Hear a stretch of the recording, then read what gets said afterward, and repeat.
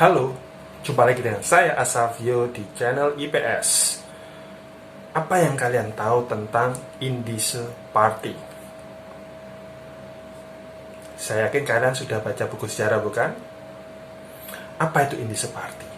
Kali ini kita akan membahas tentang suatu organisasi politik yang pernah berdampak besar bagi bangsa Hindia Belanda pada saat itu. Jangan lupa like, komen, dan subscribe ya, karena subscribe itu gratis. Indische Party adalah suatu organisasi yang didirikan pada tanggal 25 Desember 1912. Dia didirikan oleh 3 orang yang disebut juga dengan 3 serangkai. Siapa saja?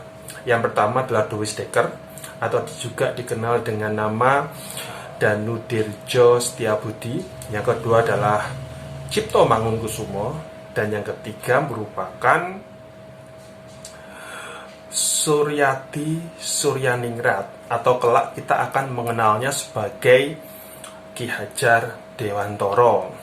Nah, organisasi ini tidak seperti Budi Utomo, karena organisasi atau seperti Sarekat Islam. Kalau Budi Utomo dia fokus dengan kayak pendidikan.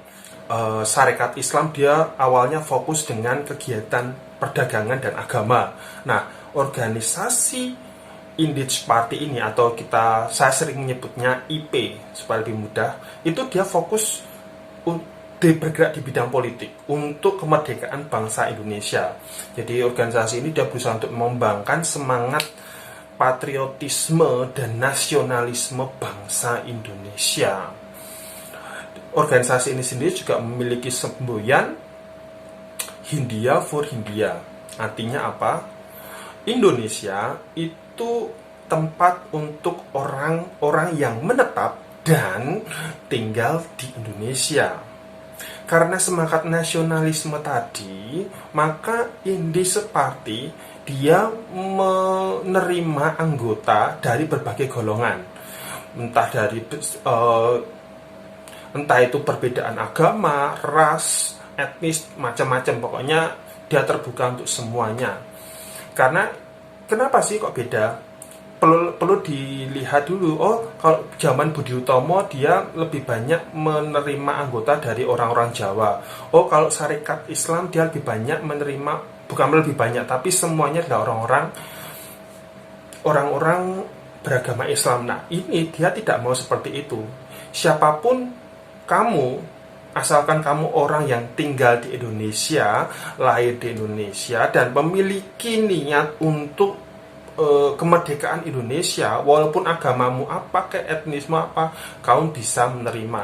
Apalagi kalian tentu masih ingat bahwa di awal abad 20 dan sebelumnya, kelompok etnis ini mereka kayak terkelompok seperti itu, termasuk orang-orang keturunan campuran Indo.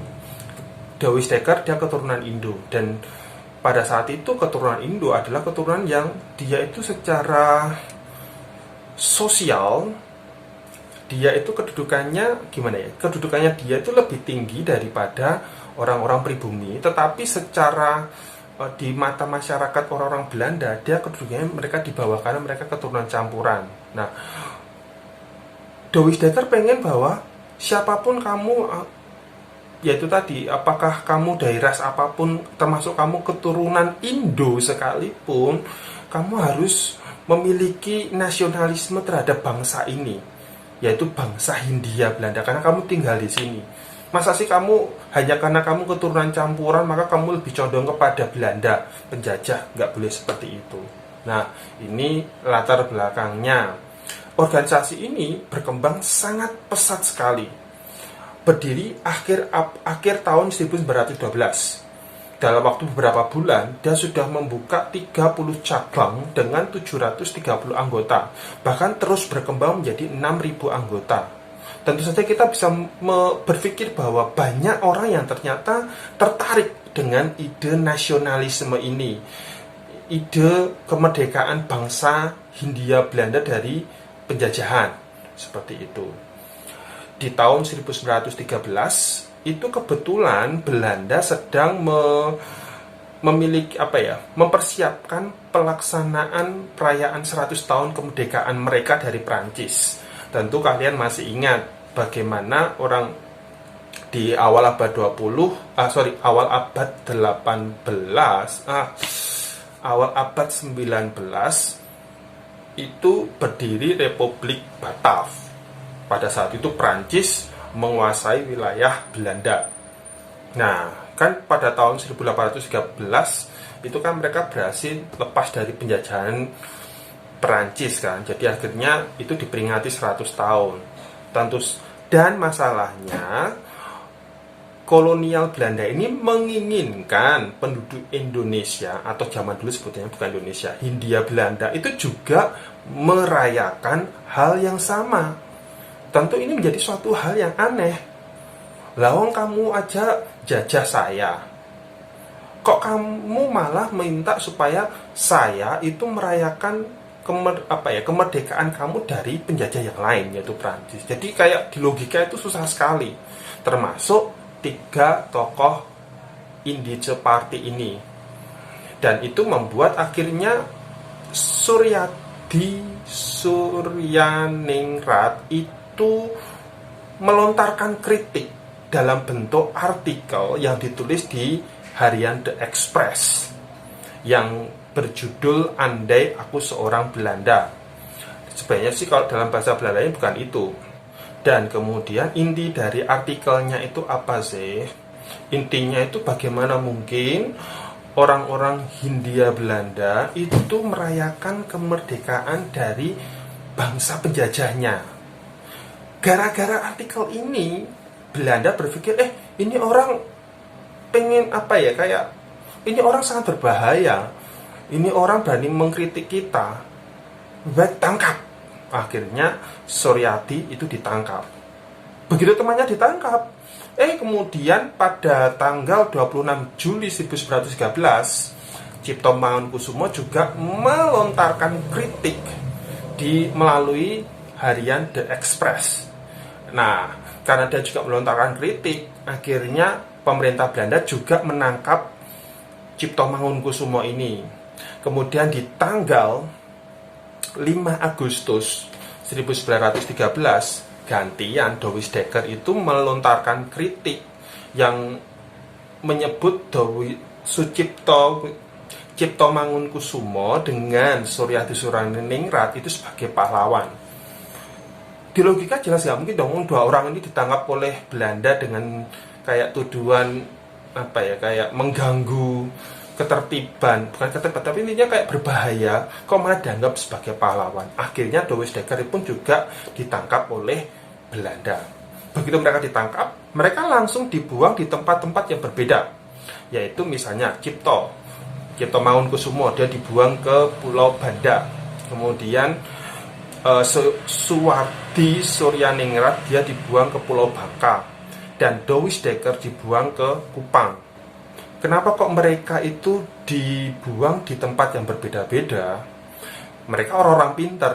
Takutnya orang Belanda, mereka nanti akan diskusi, melakukan kerjasama, memunculkan ide-ide baru lagi yang itu berbahaya bagi pemerintah Belanda. Jadi mereka itu dibuang di tempat yang berbeda-beda. Nah, tapi Belanda kemudian mikir supaya untuk menunjukkan rasa kebesaran hati mereka, akhirnya 3 orang ini dibuang ke Belanda. Lebih jauh lagi dengan alasan studi sih. Dan analisisnya adalah kenapa kok mereka dibuangnya sampai ke Belanda? Orang-orang kalau kita melihat pemberontakan pada masa perlawanan daerah, kalian sudah lihat video-video saya kan berkaitan dengan perlawanan daerah itu, rata-rata para pemimpinnya selalu dibuang jauh dari tempat kelahirannya, tapi biasanya mereka tetap di wilayah Hindia. Nah, ini dia dibuang jauh sekali ke negeri Belanda. Tujuannya supaya mereka itu kayak dicabut dari akarnya, sehingga mereka itu tidak bisa mempengaruhi situasi yang ada di Hindia Belanda. Dan kebetulan selama di Hindia Belanda, selama di Hindia mereka itu fokus dengan studi mereka. Mereka tidak lagi melontarkan kritik-kritik artikel yang berkaitan dengan politik Hindia Belanda. Kayak Suwardi Suryaningrat, dia fokus sekolah di keguruan. Kemudian Cipto Mangunkusumo, dia fokus sekolah dokter. Dowis Dekker sendiri juga dia fokus sekolah. Jadi akhirnya mungkin karena hal-hal seperti ini mereka tidak dianggap lagi berbahaya.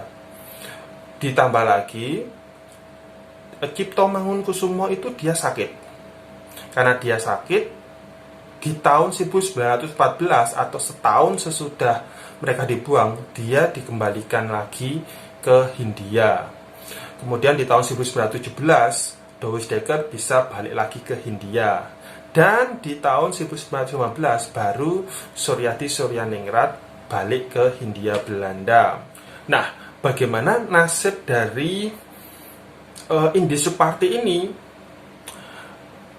IP setelah dinyatakan sebagai organisasi terlarang, mereka mengubah namanya menjadi Insulin di tahun 1914. Tapi efeknya tidak terlalu gede, dan di tahun 1919 mereka berubah nama lagi menjadi National Indische Party. Tentu kalau kalian perhatikan kayak partai-partai sekarang lah yang misalnya tidak lolos ambang batas itu, ambang batas untuk ikut pemilu, mereka partai ini sudah nggak boleh, ya udah ganti nama misalnya, kan seperti itu aja. Jadi ini partainya atau organisasinya juga berubah nama, tapi efeknya tidak sebesar di sebelumnya karena tidak ada pemimpin-pemimpin yang memiliki power seperti tiga serangkai ini. Nah, sampai di sini kalian sudah jelas. Kalau ada pertanyaan, silahkan komen di bawah biar saya bisa menjawab. Jangan lupa like, komen, dan subscribe. Sampai jumpa di video selanjutnya.